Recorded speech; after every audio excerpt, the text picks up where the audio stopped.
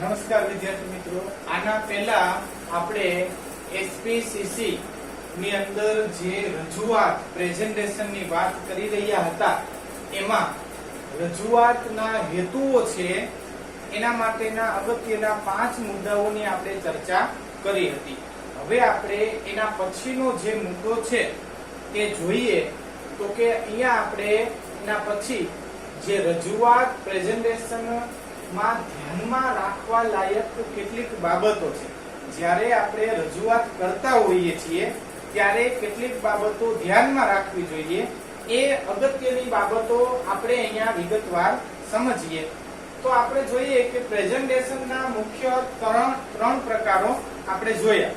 બરોબર, અગાઉ પણ વાત કરી હતી કે ભાઈ પ્રેઝન્ટેશનના 3 પ્રકારો આપેલા છે. તો કયા કયા છે આ 3 પ્રકારો? તો કે એ 3 પ્રકારો લેખિત, મૌખિક અને પાવરપોઈન્ટ ના માધ્યમ વડે.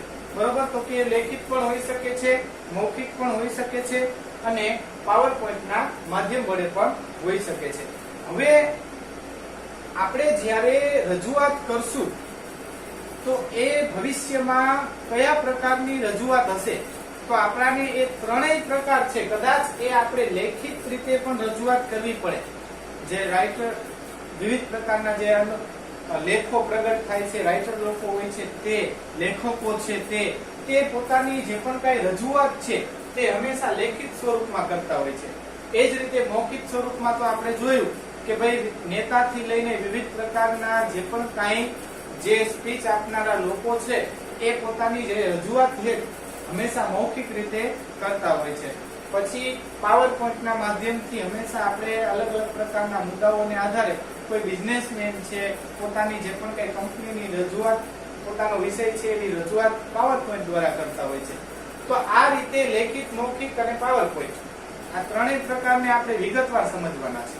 તો એ વિગતવાર સમજવા માટે સૌથી પહેલા આપણે મૌખિક રજૂઆત એટલે કે મૌખિક રજૂઆત પ્રેઝન્ટેશન છે એ આપણે વિગતવાર સમજીએ. એના માટે અગત્યના જે કેટલાક મુદ્દાઓ છે તે ધ્યાનમાં રાખવા જોઈએ.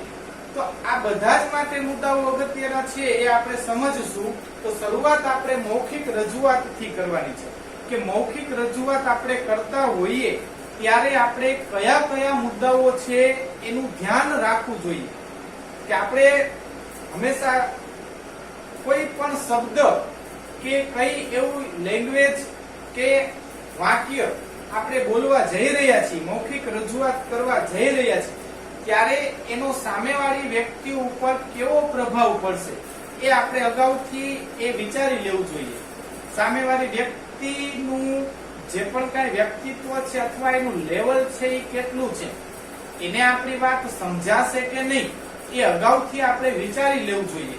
એટલા માટે મૌખિક રજૂઆત છે એમાં સામેનો જે પણ કઈ શ્રોતાગણ છે એને ધ્યાનમાં રાખીને આપણે રજૂઆત કરવાની હોય છે. એટલા માટે જોઈએ આપણે તો કે મૌખિક રજૂઆત પ્રેઝન્ટેશન ની અંદર મૌખિક રજૂઆત શ્રોતાગણને અનુલક્ષીને કરવાની હોવાથી તેમની માનસિક અને મનોવૈચારિક શક્તિ અને ક્ષમતા સૌથી પહેલા ધ્યાનમાં લેવી જોઈએ. હવે એ મૌખિક રજૂઆત છે એ મૌખિક રજૂઆતની અંદર આપણે સામેવાળી વ્યક્તિની માનસિકતા હંમેશા જોવી જોઈએ.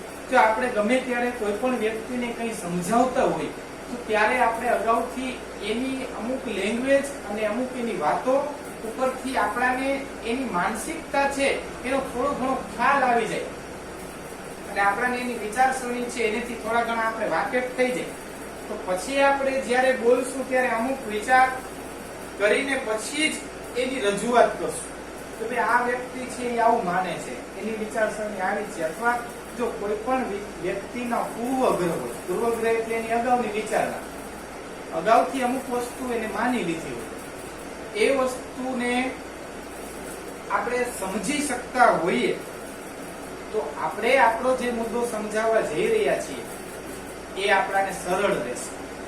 શું કામ કે એ વ્યક્તિને સમજવાનો આપણાને થોડોક મોકો મળ્યો છે તો એનાથી જ આપણાને ખબર પડશે કે ભાઈ સામેવાળી વ્યક્તિને આપણી વાત કઈ રીતે ગળે ઉતારવી, એટલે કે કઈ રીતે સમજાવવી. તો એના માટે એની માનસિકતા છે, એની મનોવૈચારિક માનસિકતા, એનું જે વિચારસરણી કેવી છે, મનોવૈચારિક અને શક્તિ અને ક્ષમતા, એની શક્તિ કેટલી છે, એની ક્ષમતા કેટલી છે, એને કઈ રીતની વાત સમજાશે એ સ્પષ્ટ આપણે કરીએ અને પછી જો આપણો મુદ્દો, આપણી વાત કે આપણી રજૂઆત આપણે કરશું તો એ વ્યક્તિ સરળતાથી સમજી જશે. તો ત્યારે આપણે એ પહેલા ધ્યાનમાં લેવી જોઈએ. એ સૌથી પહેલા આ મૌખિક રજૂઆતનો આ પહેલો મુદ્દો છે. સામેવાળી વ્યક્તિની વિચારસરણીને અનુલક્ષીને આપણી રજૂઆત હોવી જોઈએ. બીજો મુદ્દો છે મૌખિક રજૂઆત અનુકૂળ સમય જોઈને થાય તો ધાર્યું પરિણામ લાવી શકાય. આ બહુ જ અગત્યનો મુદ્દો છે. કોઈ પણ વાત છે એનો એક સમય હોય છે અને કઈ વાત કયા સમયે કરવી એ આપણી એક આવડત છે. ઘણીવાર આપણે મોકો જોઈને આપણે વાતની રજૂઆત કરવી જોઈએ કે કોઈ પણ વાત છે એ બધી જગ્યાએ ન થઈ શકતી હોય. સમયાંતરે એ વ્યક્તિ અત્યારે એની પરિસ્થિતિ શું છે, અત્યારે એની માનસિક વિચારસરણી અનુસાર આપણે જો વાતની રજૂઆત કરશું તો આપણે ધાર્યું પરિણામ મેળવી શકશું. નહીતર આપણે ધાર્યું પરિણામ ન પણ મળે. શું કામ? કે આપણે અનુકૂળ સમય અને એના સંજોગો મુજબ આપણે વાતચીત કરી નથી, આપણે વાતની રજૂઆત કરતા આવડતી નથી.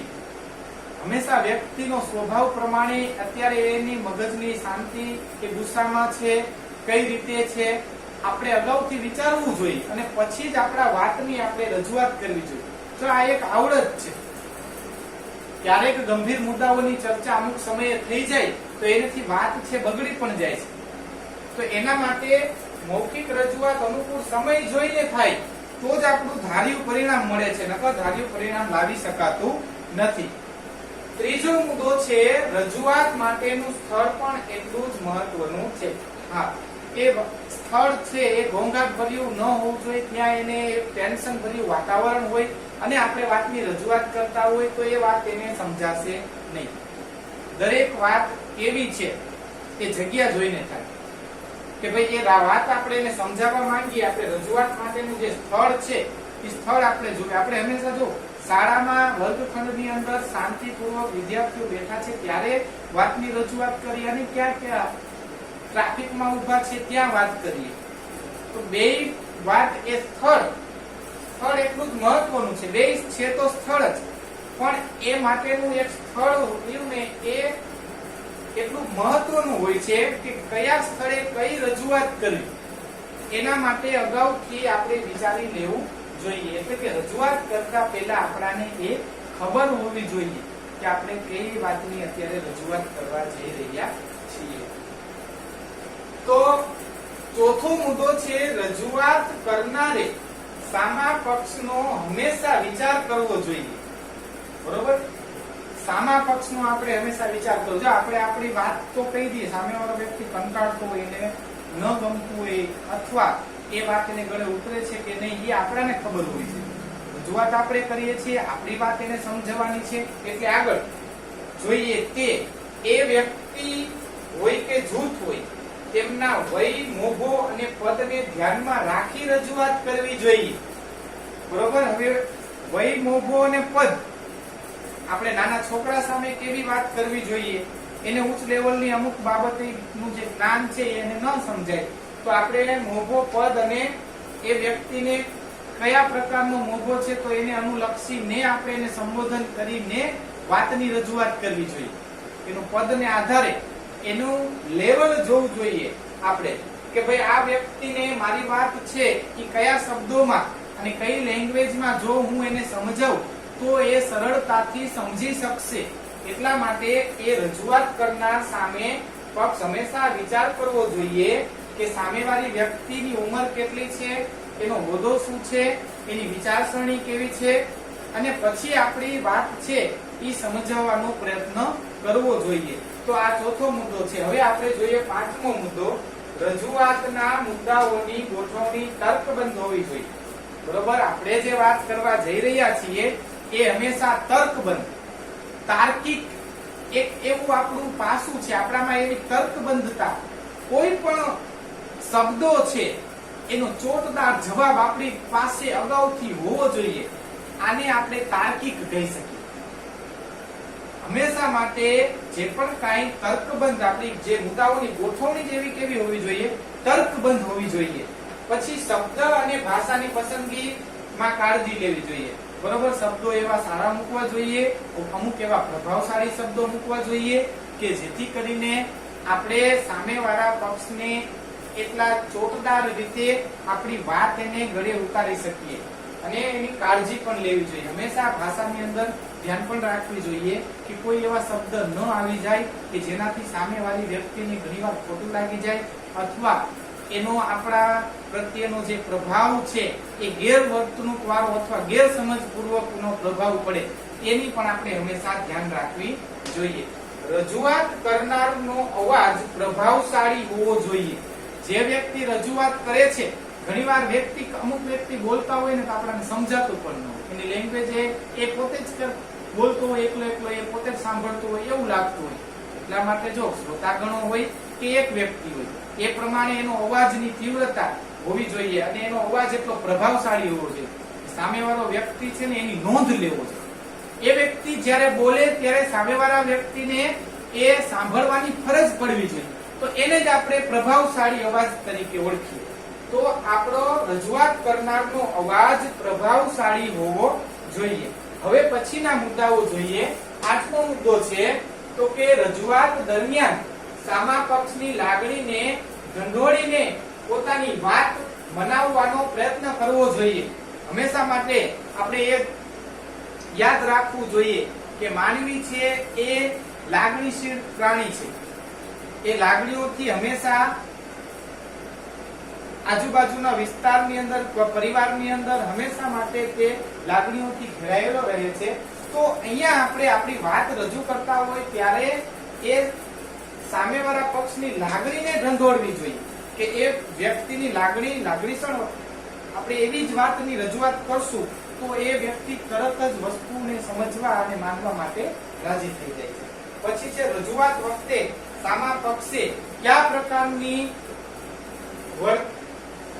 વળતર જે દલીલ થઈ શકે એ વિશે આગોતરી વિચારણા કરવી રાખવી જોઈએ. તો કે જો આપણે જે વાત કરવા જઈ રહ્યા છીએ અને સામે એની આપણે રજૂઆત કરવા જઈ રહ્યા છીએ, સામેવાળો વ્યક્તિ છે એના બદલામાં આપણને પ્રત્યુત્તર કેવો દેશે અને આપણે પછી એને એનો જવાબ શું દેશું એ અગાઉથી જો વિચારણા કરેલી હોય, આપણને ખબર જ હોય ઘણીવાર કે આપણે એને આમ કહેશું તો એ આ બોલશે તો આપણે એને આવું કહેવાનું છે, તો એનો વળતો જવાબ છે એટલે કે એની વળતી દલીલ, એ દલીલ આપણે અગાઉથી તૈયાર રાખવી જોઈએ. તો તરત જ આ જે રજૂઆત વખતે સામા પક્ષે કયા પ્રકારનો વળતો જવાબ અથવા દલીલ આવશે એ આપણે અગાઉથી જ વિચારી લેશું તો આગોતરી વિચારી રાખેલી બાબત આપણે સારી રીતે રજૂઆત કરી શકીએ. આપણે એમ કહીએ કે આવું કહેશે તો આપણે આવું કહેવાનું છે, જો આવું કહેશે તો આપણે આવું કહેશું. એટલે આ એક પૂર્વ તૈયારી છે, રજૂઆતની તૈયારી છે.